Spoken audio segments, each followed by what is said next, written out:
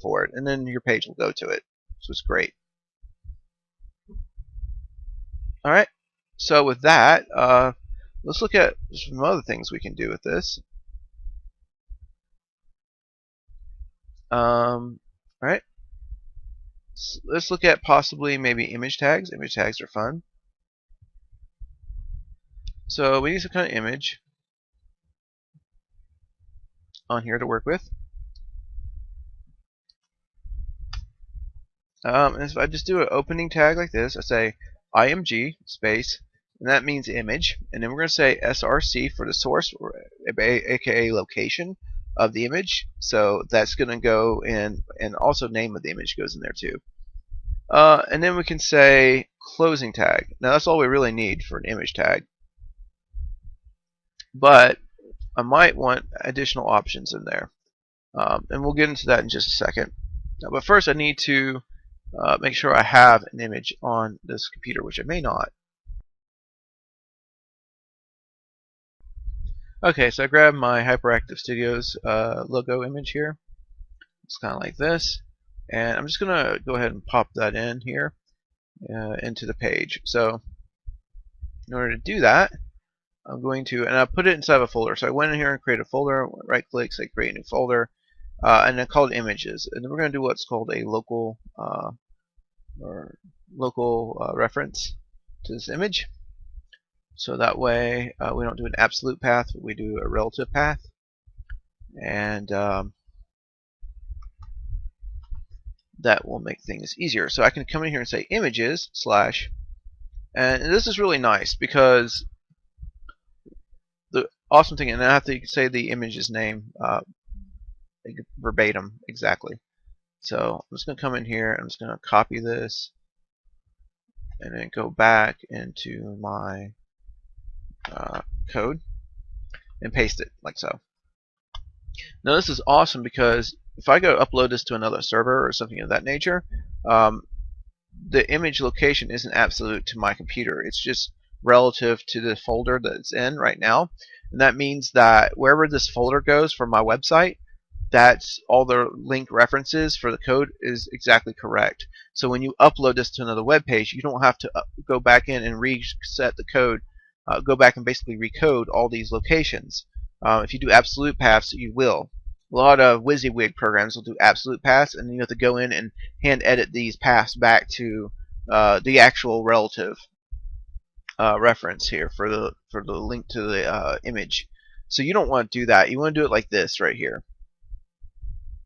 Okay, so with that, I can save that, and then now it will actually appear on my web page. Check this out.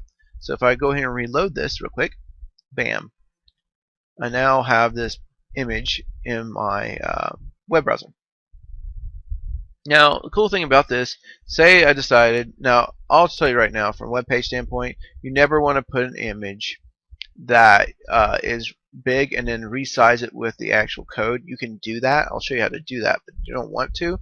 And the reason why is because basically you're going to be downloading a lot of extra data for your image, which makes your page take longer to load than what is needed. So you don't want to just resize the image in code, because it doesn't actually resize the image. It just determines how big the image displays on the screen. It doesn't actually resize the image. And so you're still sending that massive sized image across the internet. Okay, so we're going to say space here, width equals, in quotes, I'm going to say something like 200 here, and then maybe a height of like 100 or 150. Let's just do 100. Sounds great. So height here equals, and these are additional tags you can use with this. And let's go say 100. This is going to shrink it quite a bit because it's only 100 pixels wide by 100 pixels high. So I come in here and I say reload, bam, there we are. And so now my image is much smaller. Notice that the image is also on the same line with our link, so if I don't want that, I need to put p tags around it. So if I come back over here to my text document, this is a good example of why you want to use p tags, or I could use a break statement, right? I could come in here and say br slash like that, and it'd be like as if I said enter key. I guess I need to, I thought I clicked in there, guess I didn't. Alright, I'll try that again. It's just not taking. Alright. There you go. The mouse cursor moves off the screen thing. It just whatever. PR slash there we go. Alright, save. Alright, and here we go. Load, bam. And you notice it automatically went to the next line. So if I want to do that, I can do that. I could also use p tags here to make it go down a space here. So if I want to add a space to it, I can do that. I gotta stop taking my cursor outside the screen. Alright, there we go. Alright, so if I wanted to, I'd come in here and say P like this, and then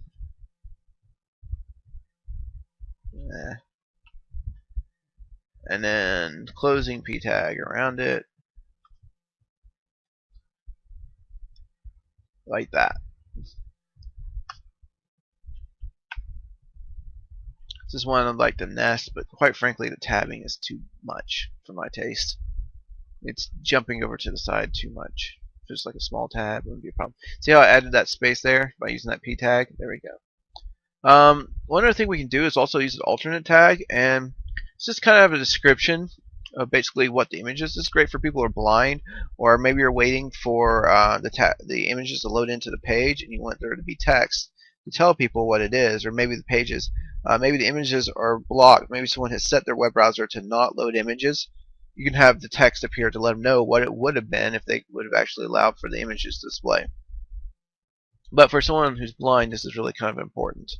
Alright, so I'm just going to come in here and say an alt here. I'm going to say Hyperactive Studios INC logo. Like that. Bada bing, bada boom. Alright. And you just give yourself a nice little description for whatever image you're using. Alright, so save.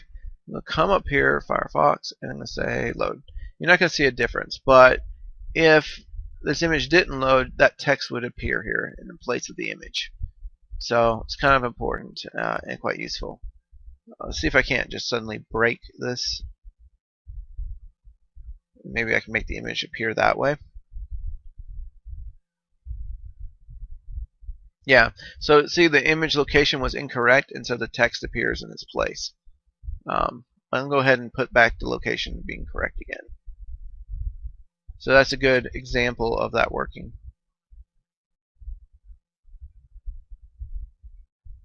Boom. And there we are with our image. Okay, so that adds image tags. Okay, so let's go over a few others. Let's do like horizontal rule. Let's do oh, and something else I should probably point out too. This is kind of cool. All right, so remember how we did. I'm just going to show you an example. You can also turn images into links, and this is pretty neat, really. Actually, if I go ahead and do my href again and point it to whatever location I want. In this case, I'm going to do my made-up site.dom one. But that one also had a PHP info one. If I say /info.php on mine, you're not going to have that, so don't use that. But that works for me. And instead of the text in there, we do /a like this, closing a tag. But instead of that, we could put an image tag in there. And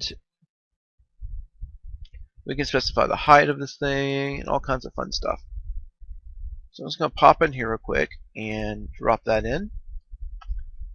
Put that on a separate line because it gets kind of crazy otherwise. Alright, and I'm going to make my height, and I just copy and pasted that tag from above. I'm going to make my height on this tag maybe like 150, and width 150, and the height maybe it's like 75. Kind of keep the dimensions going there of the image. I'm just going to say save. Come back here. I'm going to load it up. Now if I click on this, it will take me to the other page. So this is how you make a clickable image. So pretty cool. Pretty cool indeed.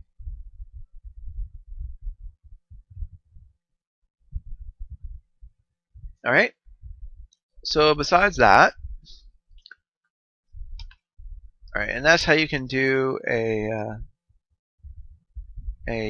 linked image, if you will.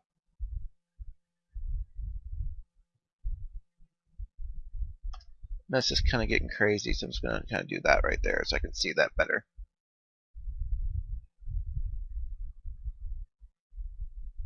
Just kind of formatting my code, making things a little easier to handle. Cursor went outside the browser thing again. Okay. Alright, there we go.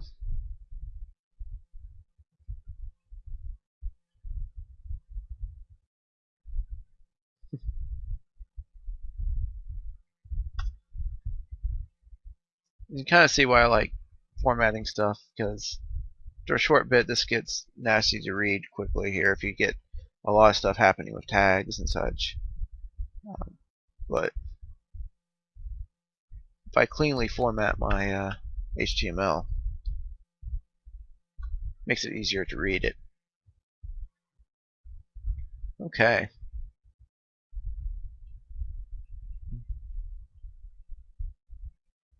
Oops, I accidentally put the so I want to make sure I have my closing tags within the right setup. If I don't, I'm going to be sorry about that. Actually, I should be tabbing it again, like that, because I have a P tag and then an A tag and then an image tag inside that A tag. And so it kind of helps you see how things are working out based on tabbing as to what what's inside of what. Anyways,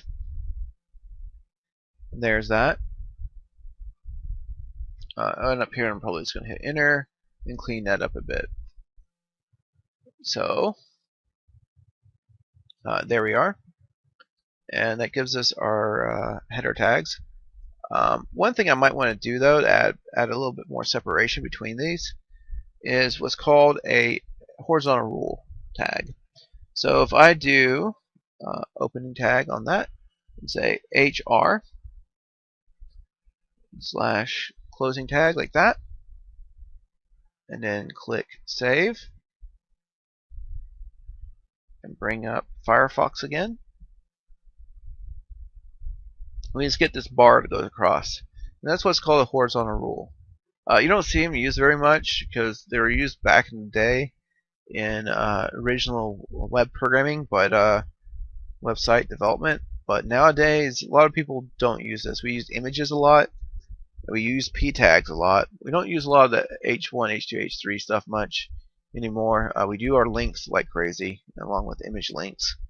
But we're not gonna. This is not a tag you see a whole lot anymore. But it is a horizontal rule tag, and that's how that works.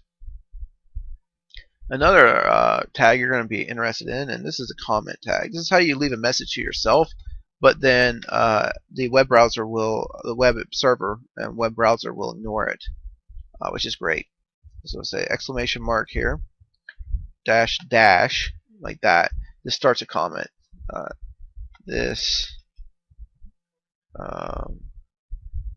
is a comment. Close that tag like that with a double dash there and a closing greater than sign.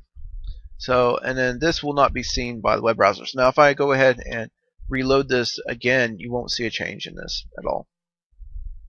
Nothing happened.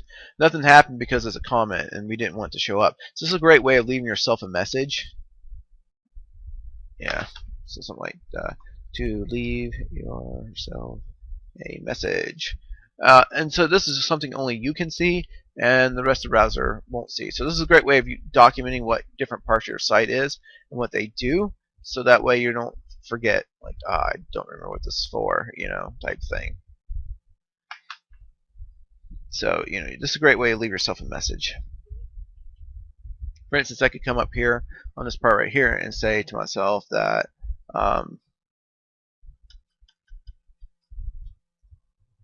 let's see here, image link, Hyperactive Studios, image link to, and that would be something like info.php. and that would let me know, oh, this is the info PHP page, from maybe it's a made site.dom/ and then that let me know, oh, that goes to that, that's what that is. And then I don't even have to read through this code to understand what it is. I can just read this one little comment line here and go, oh, that's what that's for, and I don't even have to go back and read my own code. So it saves you a lot of time and headache and effort by doing that. So that's what that's all about, and that's what that's for. Okay. Let's go over some more stuff.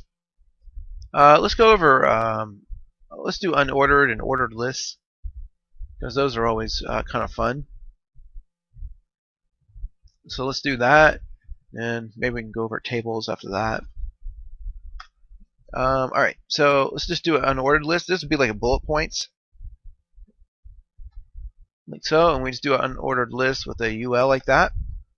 I'm just going to tab this over, and then I can start doing my individual entries, like, oh, I don't know, we could start listing different, I'd definitely like to tab these like this, and then do each entry as li in line, like this.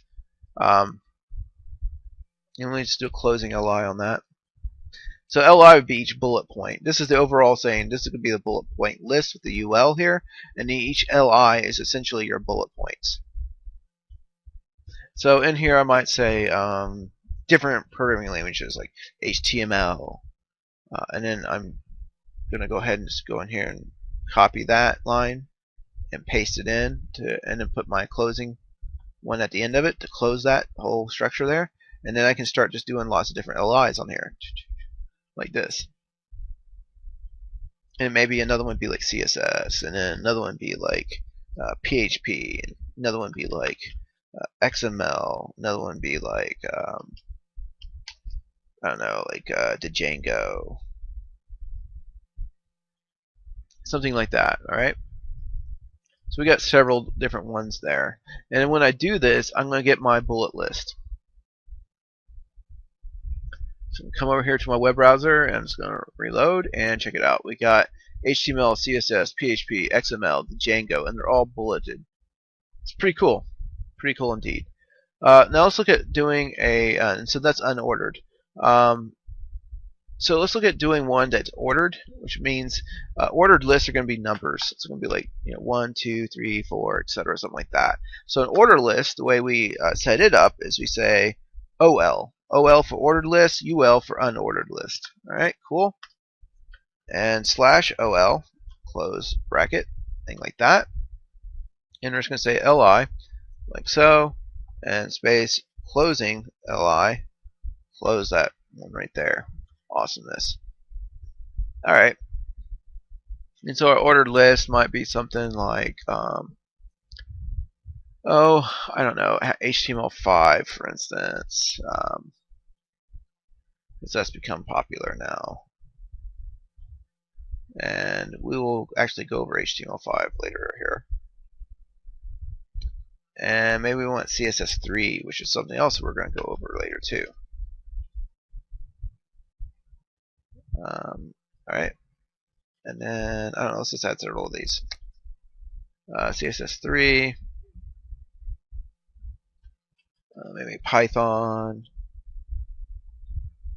Kind of goes hand in hand with the Django, right? You could do Zope too, right? Zope is another popular one out there. Guess I'm doing everything lowercase, so I'll just go lowercase with that too. Well, there's other things too. There's like Cake PHP.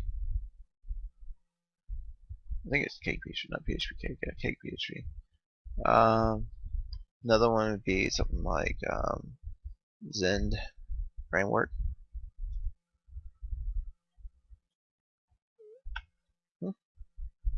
Popular PHP framework. And oh, what's another good one? Besides Spring from Java, right? So there's Java Spring while we're at it. Okay. Save that. Go back to my web browser here. Hit the reload button. And bada bing, we now get a numbered list here. for HTML. Alright, awesome. Awesome, awesome. Alright, but it doesn't have to just end there. No, we can do other stuff here. Alright, let's look at one more type of list. Alright, I need to do a DL.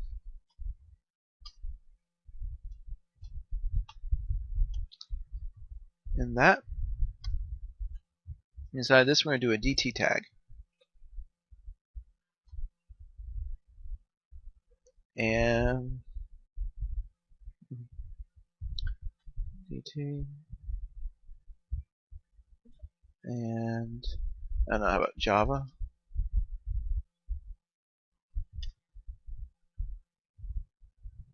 And then I do a DD tag with that. And I can say something like Java is Java, or how about runs on all platforms, which is great. It's one of the most awesome parts of that language is the fact that it will graphically run on all platforms. It's nice. And maybe for another DT here, let's just one C++. C++ is an awesome language, and this is a very popular language. So is Java. Popular language that runs pretty fast. And it does. It's object oriented. It's great, etc. DD boom boom like so. And maybe I'll just put that period at the end of those, making a statement here. I'm not going to write up a ton of these, just kind of get the idea here across. There's 2 entries. And if I come back, and say refresh, and you can see what happens here. We have Java and then runs on all platforms. C++, very popular language that runs pretty fast.